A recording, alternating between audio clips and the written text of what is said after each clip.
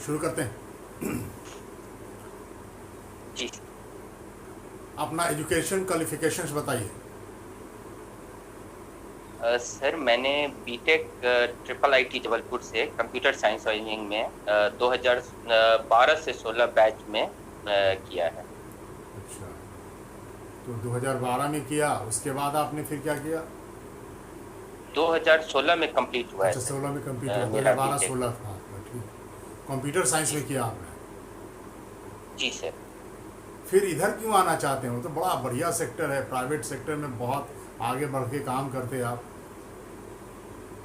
जी sir, मैंने campus से ही Oracle financial services में एज ए सॉफ्टवेयर इंजीनियर 2 साल काम किया 2018 तक। उसके बाद कुछ पैसे भी उस समय तक जमा हो गए थे और मेरी रुचि सिविल सर्विसेज के तरफ थी, तो उसके बाद मैं सिविल सर्विसेज की प्रिपरेशन स्टार्ट किया हूँ। तो आपकी रुचि जब पहले से थी तो फिर आपने 4 वर्ष जो है इस ओर आपने टेक्नोक्रेट पर बहुत सरकार के खर्च होते हैं, तो आपने सरकार के संसाधन का अपव्यय नहीं किया? सर, ये मुझे लगता है कि आज का ग्लोबलाइज्ड वर्ल्ड और इंफॉर्मेशन टेक्नोलॉजी के वर्ल्ड में एक नया स्किल सेट की रिक्वायरमेंट है। अभी भी हमने देखा कि कुछ दिन पहले मोदी जी का अकाउंट हैक हो गया था, प्रधानमंत्री मोदी जी का, जिसमें कि उनके ट्विटर हैंडल को भी हैक किया गया है। बहुत जगहों पे इंफॉर्मेशन टेक्नोलॉजी की इतनी अभाव है जिस कारण से ट्रांसपेरेंसी, अकाउंटेबिलिटी, इसकी भी दिक्कतें आ रही है। तो जो नए टेक्नोक्रेट्स हैं, जो अच्छे जगहों से पढ़ के आए हैं, वो एक बेटर मैनेजमेंट कर पाएंगे रिसोर्सेज का और बेटर कंट्रीब्यूशन कर पाएंगे। तो ये सूचना प्रौद्योगिकी का अधिनियम कब बना है भारत में? फिर ये 2005 में बना है।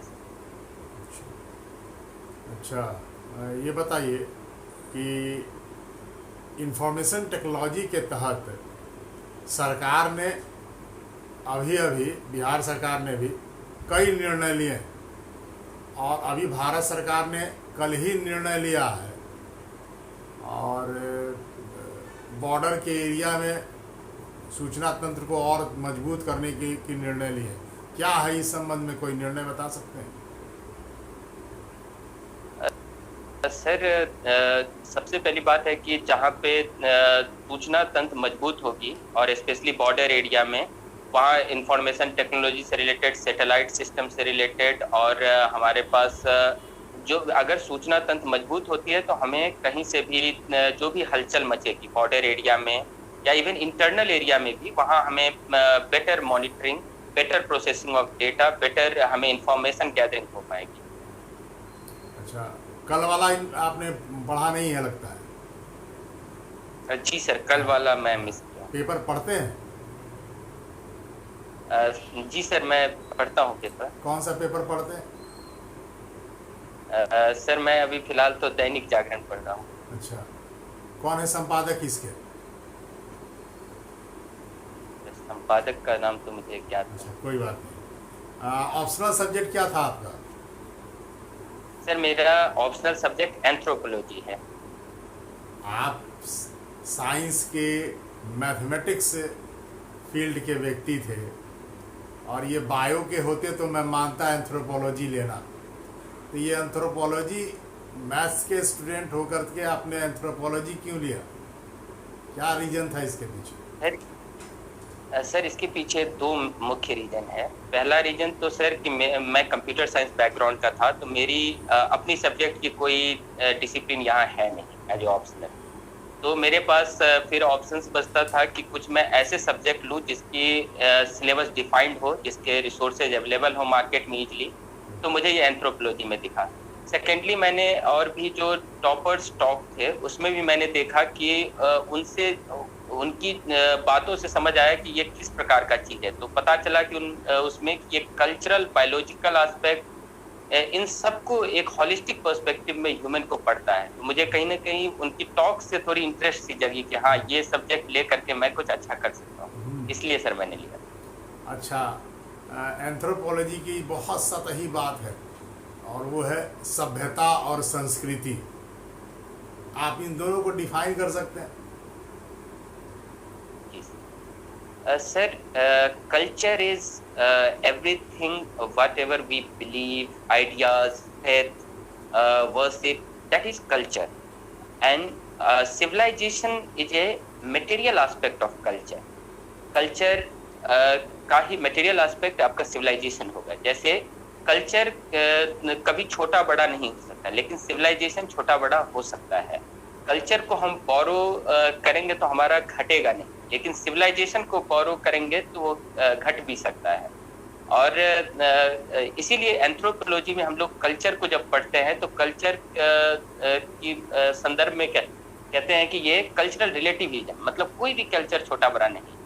लेकिन हम जब सिविलाइजेशन के बारे में बात करते हैं तो जरूर कहते हैं कि हाँ, Indus civilisation was very advance civilisation. ये चीजें भारत के जो एक सिविलाइजेशन जो हमारी इंडस वैली सिविलाइजेशन है, वो विश्व के किसी भी सिविलाइजेशन से किस मायने में सबसे बेहतर थी? सर, कुछ फीचर्स इंडस वैली सिविलाइजेशन के उसे यूनिक करती थी। सबसे पहली उसकी टाउन प्लानिंग, एक यूनिफॉर्म टाउन प्लानिंग पे उसकी मोस्ट ऑफ द सिटीज थी। उसके बाद इसकी एक ग्रिड पैटर्न पर ड्रेनेज सिस्टम, जो कि आज भी मोस्ट ऑफ द सिटीज में अवेलेबल नहीं है। उसके बाद यहाँ पे जो सिस्टम था ब्रिक्स का, ब्रिक्स भी यूनिफॉर्म हर जगह पे। उसके बाद यहाँ प्राइवेसी कंसर्न को भी बहुत तवज्जो दिया जाता था, तो नीचे वाले रूम में वहाँ पे कोई खिड़की वगैरह नहीं डालना। तो इससे पता चलता है कि वुमेन सिक्योरिटी और ये सब चीज़ों की भी बातें यहाँ बहुत ज़्यादा इम्पोर्टेंट हुआ करती थी। और एक सेंट्रलाइज्ड एडमिनिस्ट्रेशन का भी मुझे वहाँ दिखता है कि कुछ एक सेंट्रलाइज्ड एडमिनिस्ट्रेशन था और वो काफ़ी रिच हुआ करते थे। यही सब कुछ उनकी डिफरेंसेस है। जरा ड्रेनेज सिस्टम को आप बता सकते हैं ढंग से, एलेबोरेट करें? जी सर। सर, ड्रेनेज सिस्टम पहले तो एक हर घर से एक पाइप आती थी और ड्रेनेज एक मेन ड्रेनेज में वो गिरती थी। जो drainage system covered drainage system होती थी और वो ड्रेनेज जा करके फिर नेक्स्ट ड्रेनेज में जाके मिलती थी। और ये ड्रेनेज सिस्टम भी एक ग्रिड पैटर्न पे होती थी, कोई हैफाजार्ड वे में नहीं होती थी। एक प्री प्लान्ड, मतलब पहले ड्रेनेज बनाया जाता था, उसके बाद घर बनाया जाता था। अच्छा, संस्कृति की हम लोगों ने बात की, संस्कृताइजेशन क्या होता है? सर, संस्कृताइजेशन एक कंसेप्ट एम.एन. श्रीनिवास ने दिया था। उसमें जो छोटे जाति के लोग होते हैं उनका ये मानना है कि वो ब्राह्मणाइजेशन के तरफ, या संस्कृताइजेशन एक और भी ब्रॉडर टर्म है, तो जो भी हायर वर्णास हैं, इवन ये क्षत्रियास के तरफ भी, तो उसके तरफ उनकी कास्ट मोबिलिटी की बातें जो होती है वही संस्कृताइजेशन। टोटम जानते हैं? टोटम किसको कहते हैं? जी सर। सर, टोटम एक किसी भी पर्टिकुलर कम्युनिटी का एक सेक्रेड ऑब्जेक्ट हो सकता है, living object, non living object, कुछ भी हो सकता है। लाइक फॉर एग्जाम्पल, जैसे मेलिनोस्की ने देखा था तो वहाँ पे कुछ किसी का टोर्टोइज हुआ करते थे। Even sir, even civilise society में भी सर टोटेम होता है, जैसे हम लोग का टोटेम टोर्टोइज है। अच्छा, ये टोर्टोइज के संबंध में भारत सरकार ने भी बहुत निर्णय लिए इन दौरान, लॉकडाउन के बाद के पीरियड में। क्या कारण थे इसके? सर, टोर्टोइज में कुछ मैंने देखा है कि बहुत उनकी ट्रैफिकिंग हो रही है और इसीलिए उन्होंने एक ऑपरेशन कुरमा करके चलाया। और इनकी सबसे बड़ी प्राथमिकता ओलिव रिडले टर्टल है, जो कि अड़ीवाड़ा करती है उड़ीसा के बीच पर में। और इस संदर्भ में एक ग्लोबल कंसर्न भी होता है कि इसे प्रिजर्व करना और प्रोटेक्शन देना, इसलिए सरकार ले रही है। अच्छा, अब बिहार सरकार ने अभी दो ऐसे जो हमारे जलीय जीव हों या प्राणी हों, उनके संबंध में भारत सरकार ने भी निर्णय लिए, पैसे भी दिए हैं। 2 जगह संरक्षण केंद्र बने हैं, बता सकते हैं वो दोनों कौन कौन जगह है? सर एक तो मुझे ज्ञात है, अगर आप आज्ञा दें तो मैं। हाँ बोलिए बोलिए। सर भागलपुर में गंगा रिवर डॉल्फिन के लिए कंजर्वेशन रिजर्व मुझे पता है सर, इसके अलावा उसका नहीं पता है। दूसरा संजय गांधी जैविक उद्यान पटना में गैंडा से संबंधित है, राइनोसोरस से संरक्षण केंद्र बने हैं। ठीक है, चलिए, thank you so much sir ये इन्फॉर्मेशन। गुड। अरुणाचल प्रदेश अभी जनजातियां जो है, कुछ जनजातियां जो अरुणाचल प्रदेश की है वो बहुत चर्चा में है, आप बता सकते हैं क्यों? सर कुछ जनजातियां वहाँ पे अरे इसके बारे में तो एग्जैक्ट अभी जो करंट कंटेक्स्ट है मुझे नहीं आइडिया है क्या, किस संदर्भ में ये न्यूज़ में है। बाकी वो न्यूज़ में क्यों रहते वो मैं बता सकता। अच्छा चलिए, ये मैं बताऊं आपको, ये संविधान की 6ठी अनुसूची क्या कहती है? सर 6 शेड्यूल जो कॉन्स्टिट्यूशन का है उसमें कुछ एरियाज हैं जिसे हम लोग ट्राइबल एरिया डिक्लेयर करते हैं, वो भी 4 पर्टिकुलर स्टेट से, आसाम, त्रिपुरा, मिजोरम और मणिपुर। और जब इनके जो ट्राइबल एरियाज होते हैं उसमें हमें ट्राइबल एडवाइजरी नहीं, यहाँ पे ट्राइबल ऑटोनोमस काउंसिल बनाए जाते हैं, और यहाँ पे जो ग्राम सभा है उसको एक स्पेशल पावर होता है जिसके कंसेंट से ही कोई भी प्रोजेक्ट डेवलपमेंट कुछ भी हो सकता है वहाँ पे। अच्छा, तो अभी किसी स्टेट की विधानसभा ने कुछ विधेयक पारित करके भेजा केंद्र सरकार को? सर इस 6 शेड्यूल के रिगार्डिंग तो मुझे ज्ञात नहीं है, लेकिन इनर लाइन परमिट पे मैं एक न्यूज़ सुन रहा था कि कुछ तेजी है कुछ सरकार। यही अरुणाचल प्रदेश का यही मामला। ओके ठीक है, ओके चलिए कोई बात नहीं। अच्छा ये बताइए, आपने पंचायतों वगैरह की बात की, तो पंचायतों के संबंध में अनुसूचित जाति वाले जो क्षेत्र हैं उनके लेकर के एक अलग से कानून भी है, कौन सा कानून है? सर इसके लिए पेशा एक्ट है, panchayat extension to the scheduled area.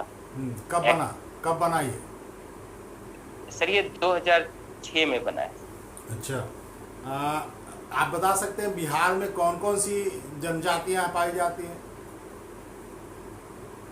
Sir Bihar में कुछ प्रमुख जनजातियां हैं, जैसे कि जो सर मैं एग्जैक्ट नाम भूल रहा हूँ, पश्चिम चंपारण में सबसे बड़ी उनकी कंसंट्रेशन है। उसके अलावा सर ईस्टर्न इसमें जो झारखंड से सटे हुए एरिया है वहाँ पे बिरहोर, मुंडा, संथाल, इनके भी कुछ ये पाए जा रहे हैं। अच्छा, अरे अच्छा एक बच्ची बताइए प्रशांत कि ये अनुसूचित जाति और अनुसूचित जनजाति कहते किसको है? डिफाइन क्या संविधान में? सर ये जो भी कास्ट जो कि बैकवर्ड था और उसे कॉन्स्टिट्यूशनल प्रोविजन में आर्टिकल 324 के तहत और 324(1) के तहत अगर प्रेसिडेंट ऑफ इंडिया अगर उसे डिक्लेयर करते हैं उस शेड्यूल्ड में, तो उसे हम शेड्यूल्ड ट्राइब या शेड्यूल्ड कास्ट कहते हैं। तो ये शेड्यूल्ड कास्ट और शेड्यूल्ड ट्राइब्स के संबंध में पहला कानून कब बना था? सर एग्जैक्टली तो मुझे नहीं मालूम है, लेकिन सर आप बोले तो मैं गेस कर सकता हूँ। Sir civil right protection act 1950 के आसपास ये बना था, जिसे कि अब SC/ST एक्ट में कन्वर्ट किया गया 1980। अच्छा, वो कब किया गया था कन्वर्ट? सर 1986 में। चलिए कोई बात वो मैं सुधार देता हूँ आपको। इन 1955 में वो बना था कानून, अस्पृश्यता वाला, अनटचेबिलिटी वाला, और 89 में उसको हम लोगों ने SC/SC एक्ट के रूप में लाया।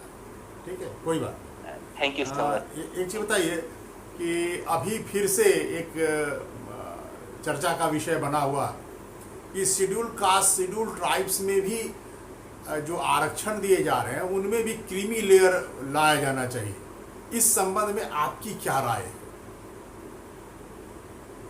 सर, ये जो मुद्दा है वो कहीं ना कहीं एक एक जो उसमें भी जो शेड्यूल कास्ट और शेड्यूल ट्राइब में भी जो कुछ ऐसे लोग हैं जिन्हें ये चीजें नहीं पहुंच पा रही हैं।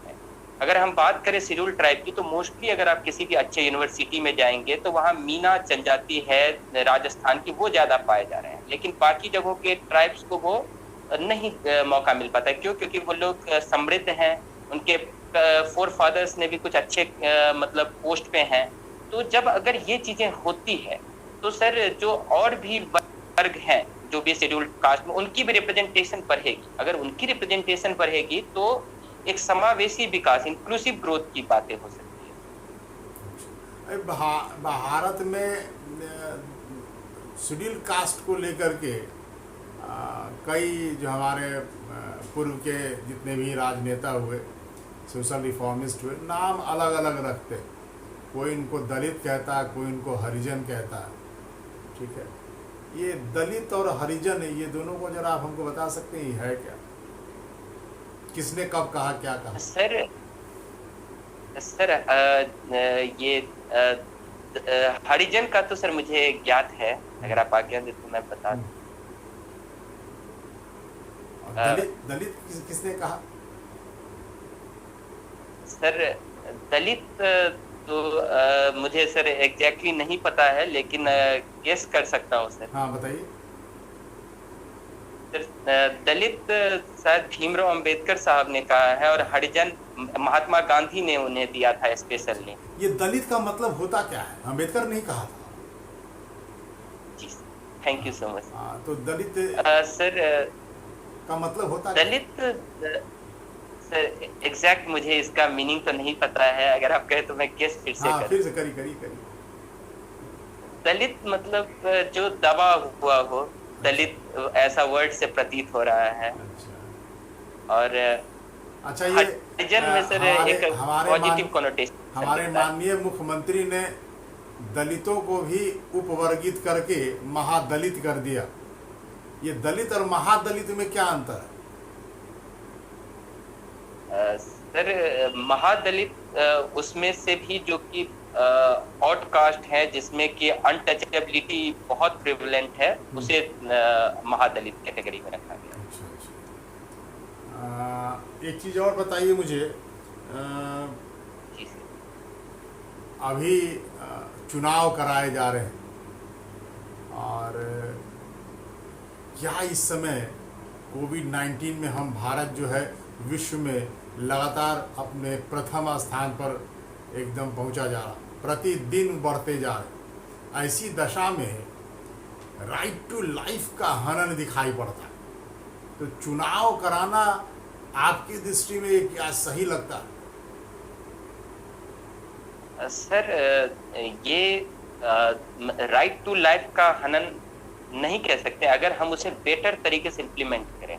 जैसे जो भी चुनाव है या एग्जामिनेशन है या कोई सा भी, ये एक पूरी एकेडमिक ईयर या पूरी साल को खराब करना, और इसलिए क्योंकि हमारी हम अगर ऐसा नहीं कर पा रहे तो ये हमारी एडमिनिस्ट्रेटिव इनएफिशिएंसी भी मानी जाएगी कि हम इसे सक्षम नहीं है कराने में। अगर हम सोशल डिस्टेंसिंग का पालन करें, लोगों से दूरी बना करके रखें, प्रॉपर सैनिटाइजेशन करें, और सारी काम को सर अगर हम करते हैं तो ये हमारी एडमिनिस्ट्रेटिव एफिशिएंसी बताएगी कि हाँ ये सारी चीजें करवा रहे हैं ये, और अलॉन्ग विद दैट लोगों के लाइफ के साथ भी सर कोई दिक्कत नहीं। अभी बिहार सरकार ने शेड्यूल कास्ट के संबंध में एक निर्णय लिया, जिससे एक चुनाव से इसको जोड़कर देखा जा रहा। ये निर्णय क्या है? सर शेड्यूल कास्ट में अगर किसी की हत्या होती है तो उन्हें उनके परिजन में से किसी को एक जॉब देने की बात कर रहे हैं सर। अच्छा, कंपनसेशन जो राशि मिलती है इसके संबंध में क्या दिशा निर्देश, कितनी मिलती है राशि? सर मुझे एग्जैक्टली तो नहीं पता है सर कितनी चलिए, कंपनसेशन कोई बात नहीं। अभी शेड्यूल कास्ट शेड्यूल ट्राइब्स के जो केंद्रीय मंत्री हैं वो कौन है, वेलफेयर मिनिस्टर? सर मुझे नाम उनका भी याद नहीं आ रहा। अच्छा, बिहार सरकार में कौन है? तो भी सर मुझे अनुसूचित जाति आयोग के अध्यक्ष कौन है? मुझे नाम नहीं याद। अच्छा, कोई बात नहीं। बिहार सरकार के मुख्यमंत्री के 7 निश्चय क्या है, बता सकते हैं? सर ये एक बिहार गवर्नमेंट की एक एम्बिशियस प्रोजेक्ट है जिसमें ये डिफरेंट एस्पेक्ट्स को, जैसे empowerment of the women, youth के एम्पावरमेंट और स्किलिंग की बातें हो रही है, electricity to all, proper drainage system और वाटर सप्लाई की बातें हो रही हैं, और यहाँ पे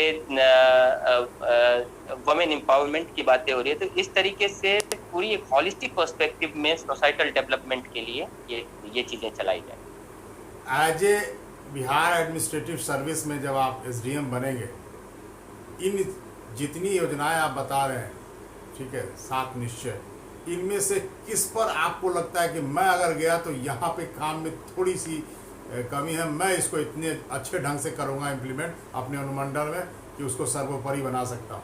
आपके अंदर में कोई विजन दिखाई पड़ता है इसमें? सर सबसे पहली बात है, जहाँ तक मुझे समझ आ रही है, कि एज ए एसडीएम मुझे कोऑर्डिनेटर का काम करना पड़ेगा। तो मेरी प्राथमिकता कोऑर्डिनेशन में होनी चाहिए कि मैं जितनी डिपार्टमेंट है सारी डिपार्टमेंट की सही तरीके से सुचारू रूप से काम होने लगे। तो सर जो भी चीज़ें हैं, क्योंकि ये बहुत विजनरी डॉक्यूमेंट है, बड़े पॉलिसी मेकर्स बनाए हैं, अगर मैं उसे अपने अनुमंडल में सही तरीके से सुचारू रूप से कोऑर्डिनेट कर दूं तो ये सारी प्राथमिकता सर मतलब वो क्रियान्वयन हो जाएगी और चीज़ें धरातल पे आ जाएगी। अच्छा, आपकी हॉबी क्या है? सर मेरी हॉबी सर स्कूली बच्चों को पढ़ाना है सर। अच्छा, कितने क्लास के बच्चों को पढ़ाते हैं? सर मैं जब बीटेक में था तो मुझे स्कूली बच्चों को पढ़ाने का अवसर मिला एक छोटे सा ऑर्गेनाइजेशन में। तो मैं सर छोटे बच्चे से लेकर के और 12th तक के बच्चों को जब भी मुझे जिस प्रकार का क्लास मिलता था, और सेकेंडली सर मैं उस ऑर्गेनाइजेशन में पूरी उसकी एडमिनिस्ट्रेशन देखता था, कैसे किसको शेड्यूल देना है, किसको बुलाना है, ये भी चीज़ें मैं सर किया करता। अच्छा, मोंटेसरी टीचिंग क्या होती है?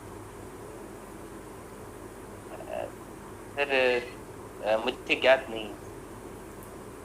एकदम से छोटे बच्चों को आपको पढ़ाना है तो इसमें पढ़ाने की जो आपकी क्या कला होती है, कैसे पढ़ाते हैं आप? हाँ सर ये सर कला हमें सबसे पहले उनके साथ बहुत फ्रेंडली रहना पड़ता है। और मुझे लगता है जो मैंने जो एक एक्सपेरिमेंट किया था कि जब आप पढ़ाते हैं तो उन्हें विजुअलाइज कराएं, क्योंकि हमारे पास प्रोजेक्टर हुआ करता था, तो मैं कई बार एनिमेटेड मूवीज दिखाता था, जैसे कुछ भी आलू कचालू, बोला कहाँ गए थे, इस टाइप का कुछ भी, तो उनको ये चीजें रिमेम्बर होती थी कि ये ऐसा होता है, आलू कैसा होता है, उसे पोटैटो कहते हैं। तो वो उनको एक फ्रेंडली नेचर होना चाहिए और उन्हें लगना चाहिए कि हाँ हमने एक प्ले स्कूल टाइप में है, खेल खेल में बहुत कुछ सीख रहे हैं। तो वो एक सर बहुत प्यारा अनुभव था। अच्छा, ये नई शिक्षा नीति को आप किस रूप में देखते हैं?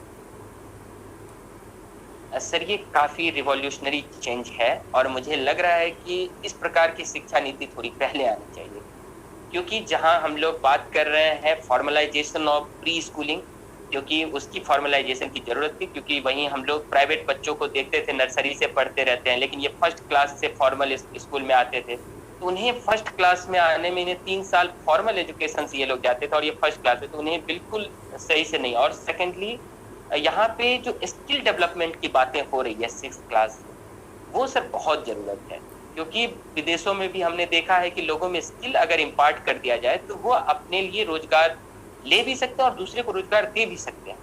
ये चीजों जो स्किल डेवलपमेंट की बातें हो रही है, इवन हायर एजुकेशन में सर ये रिवॉल्यूशनरी है कि बहुत सारे बच्चे जैसे किसी भी कारण बस उन्हें कॉलेज छोड़ना पड़ रहा था और उन्हें जो है सो सर एक क्रेडिट सिस्टम, एक डेटाबेस उसका बनाया जाएगा जिस क्रेडिट सिस्टम के तहत सबका एक डिपोजिटरी रहेगा वहां पे, और फिर वो फिर से उसे कम बैक कर सकते हैं, आ करके फिर से चीजों कर सकते हैं। तो ये एक लग रहा है सर कि एक फ्लेक्सिबिलिटी दिया गया है, लोगों को सशक्त किया गया है सर।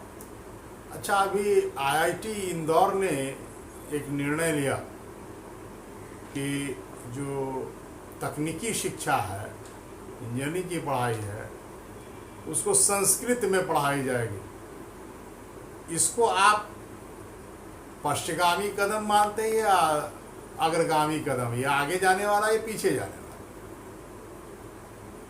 सर ये आगे जाने वाला ही है, क्योंकि जो संस्कृत है वो हम ये नहीं कह सकते कि ये हमारे ओल्ड सिविलाइजेशन का ही बस पार्ट है, क्योंकि संस्कृत एक ऐसी लैंग्वेज है जिसे हमारे साइंटिस्ट ने भी कहा है और वर्ल्ड के टॉप साइंटिस्ट ने भी कहा है कि कंप्यूटर साइंस बेस्ट संस्कृत पे सूट करती है, क्योंकि हमारे पास इंग्लिश में बहुत सारे ऐसे हैं जैसे कि सेम प्रोनाउंसिएशन हो जा रही है, सेम वर्डिंग्स का अलग अलग मीनिंग निकल जा रहा है सर, लेकिन संस्कृत में पर्टिकुलर वर्ड्स के लिए पर्टिकुलर चीजें हैं।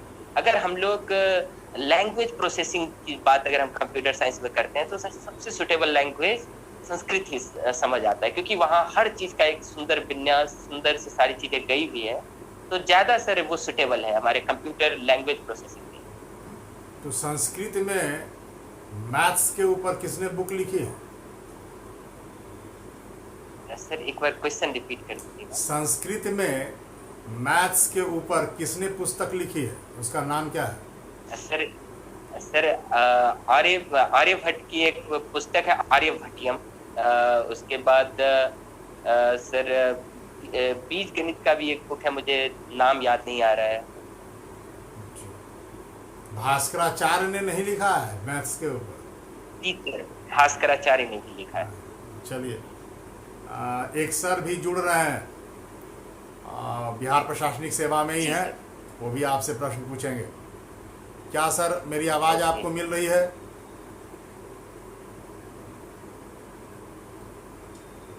आवाज नहीं मिल रही है? हाँ, आवाज आ रही है? हाँ, आ रही। प्रशांत, आपको आवाज मिल रही है? जी सर। हाँ जी, जी मिल रही है आवाज। हाँ, चलिए सर आप पूछिए। मेरा पहला सवाल है कि एंथ्रोपोलॉजी का डेफिनेशन आप जरा मुझे बताएंगे? Sir, anthropology is a holistic science where it deals basically with the biological and cultural aspect of the human beings. And there are different scholars who have defined it in different way. Like Clyde Gluckhorn has defined it as a mirror for man. This reflects that anthropology is not just a science which is covering the single aspect of human being. Rather, it covers the holistic aspect. It is mirror for the man. Okay, tell me what is sacred complex?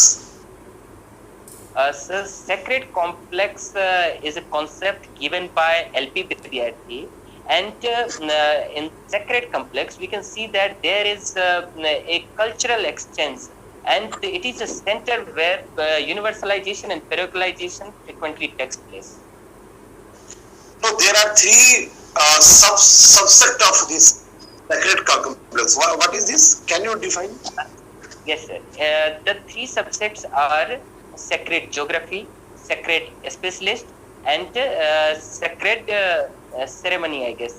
For third one, I'm missing. So these are the complexes. These are not sacred performer. Yes, sir. Sacred performer. Right. Thank you so much. So among which tribe the sacred complex has been noticed by LP Vidyarthi? Sir, it was the research in Gaya and Hindu Hindu Gaya mythology of Sraddh Paksh that has been studied over there. The LP Vidyarthi study which tribes? Sir, LC Vidyarthi studied many tribes. Like he has given in the Malar area, he has given nature and spirit complex. Even in different tribes, he has given different concepts. Okay, tell me what is the tribal scheduled tribal percentage in Bihar? Approximately percentage. Sir, I'm not aware of the exact figures. Okay, and which tribe are found in which district?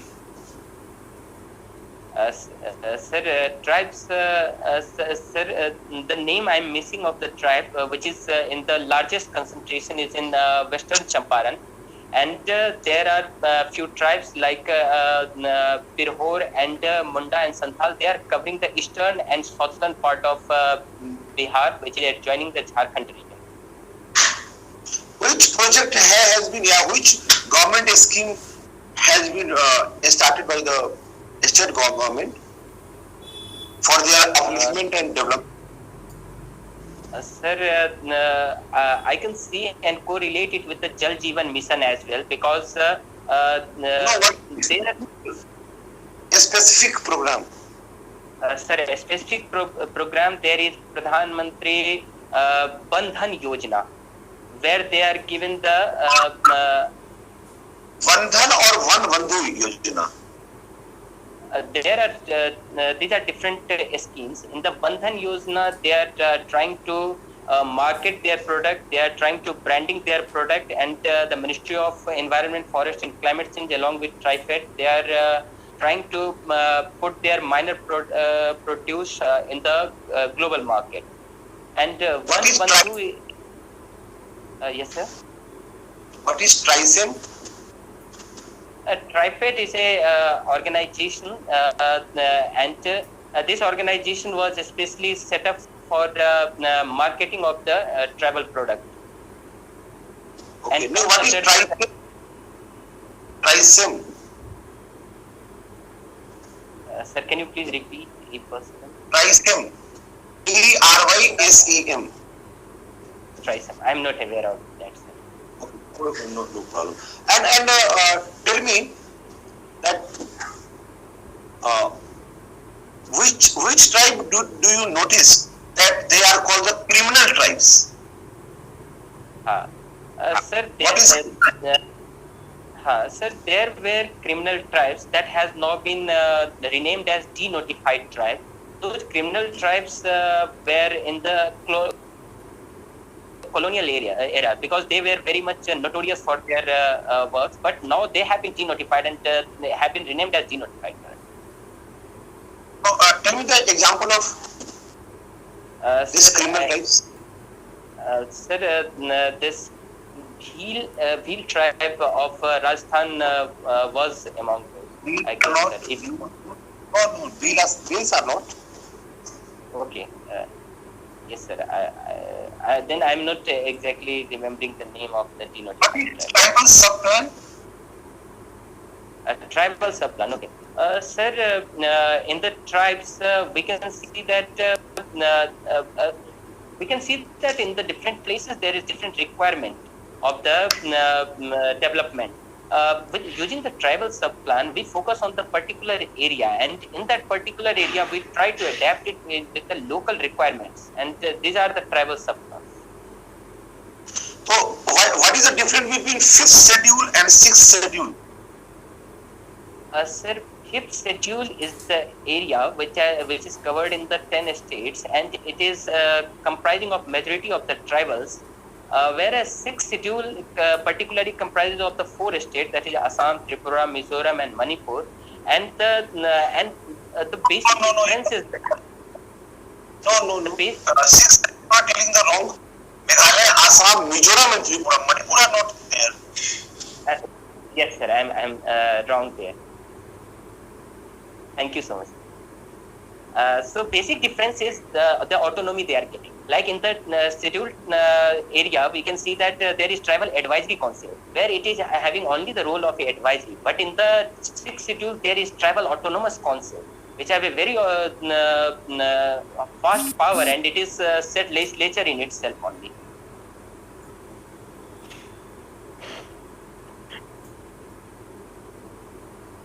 Sir, not audible. What is PESA Act? PESA Act? PESA Act. Sir, it is Panchayat extension of the to the scheduled area. It has been formulated in 2006, and this comprises of empowering the Gram Sabha, so that all the projects that are